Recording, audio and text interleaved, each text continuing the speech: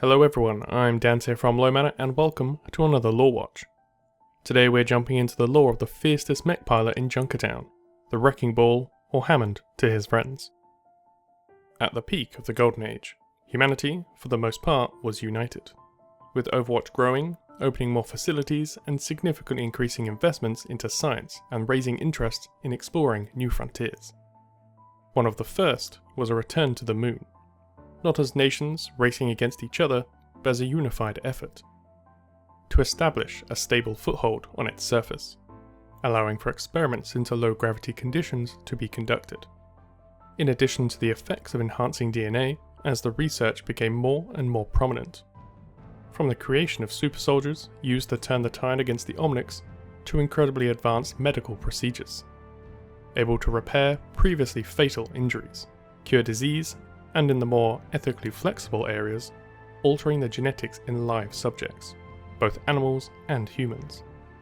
This new venture would become the Horizon Lunar Colony, most famous both in-universe and out as the home of Winston. Although he might be the most well-known, he certainly wasn't alone. Many others were kept there, mostly apes, but not all. Along with the experiments on plants and these apes were some smaller test subjects. One in particular was a hamster named Hammond, known as Subject 8 and a neighbour to Winston. Just like the others, experiments caused large growth spikes, allowing him to grow 10 times larger than normal. On top of the physical advantages came an increased cognitive ability, an increased instinct to explore and learn skills.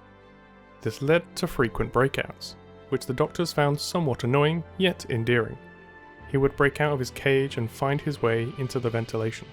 And to the scientist's surprise, he wouldn't just use this time to run around or try to escape, but he had purpose. Over time they noticed he was actually visiting certain parts of the station, especially those with more technical experiments or complex engineering. His increased curiosity gave him a drive to learn, and he became fascinated with engineering. Learning how the rovers operated, how the systems ran, how everything was powered.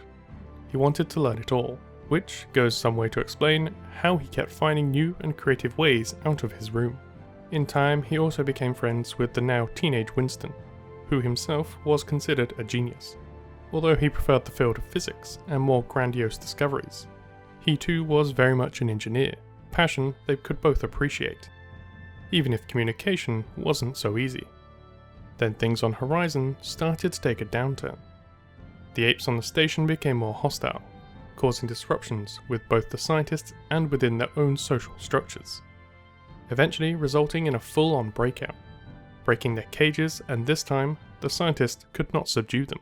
The fate of these scientists is still unknown, but none have surfaced in public since, so it's not looking so great for them at this point, culminating in a full-on riot as they overtook the whole facility. Winston, who was much closer to the scientist than the others, especially Dr. Winston, who he saw as his father, he began to plan an escape, prepping an escape pod to launch out towards Earth to gain his freedom, leaving just the apes behind. For some reason, he didn't plan to take Hammond with him. Perhaps he just didn't have the time to do so. Either way, Hammond, who had escaped to the safety of the ventilation, learnt of this plan and seized the opportunity to make his own escape. He set to work, using the facility's materials to build his very own escape pod, in a form more suited to him, a sphere. He had no access to rockets and not enough time to fashion some. Fortunately, Winston already had that covered. Using a grapple from the base, he built his escape pod, attaching it to Winston's pod briefly before he took off, seemingly unaware of Hammond's presence, successfully making their escape. Winston landing near the island of Gibraltar, Hammond broke away on re-entry and ended up much further away, landing in the outback of Australia, a land decimated by the Omnic crisis. But on the upside, he landed near the only semi-functioning city for hundreds of miles, JunkerTown. Obviously, he couldn't just walk up to the gates and gain entry, and he had no way of talking to them even if he could. JunkerTown was famous for far more than their hatred for Omnics and the collection of junk. They are the home of the scrapyard arena, engineers applying their trades and machines of destruction, a mechanical pit fight. Finding posters for these, Hammond found a way to apply everything he had learnt. Finding refuge in a nearby workshop, he scavenged materials and set to work on his very own competitor.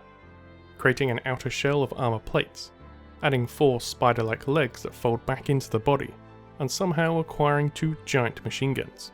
To get over the issue of communication, he fashioned a way of talking through the mech itself, which he would later improve upon, developing a basic AI to answer questions for him, to make conversations a little more natural. Upon completing, he headed for JunkerTown, got access to the arena, and began learning how to take advantage of his unique loadout, gaining the name Wrecking Ball in the process, his unique combat style allowing him to literally pummel his opponents into submission, before beating the Junker Queen herself and being crowned champion of the arena, gaining new confidence in his abilities, and having accomplished everything he had hoped to do in JunkerTown. It was time to find a new challenge, so he set out into the harsh wilderness that formed the new desolate outback, in search of new places, new people, and more challenges to overcome, perhaps to reunite with an old friend. Eventually, he may be forced to choose a side, and he'll have his new challenger to wreck his way through. Thanks for watching this episode of Lorewatch. A big thanks to LadyCuba59, who gave permission to use her amazing artwork in today's thumbnail. Be sure to check her out, and a link to her Twitter is in the description below. If you enjoyed this episode, please leave us a like, subscribe to support the channel, and if you click that little bell, you'll be notified of content as it goes live. But until next time, I've been Dante, thanks for watching.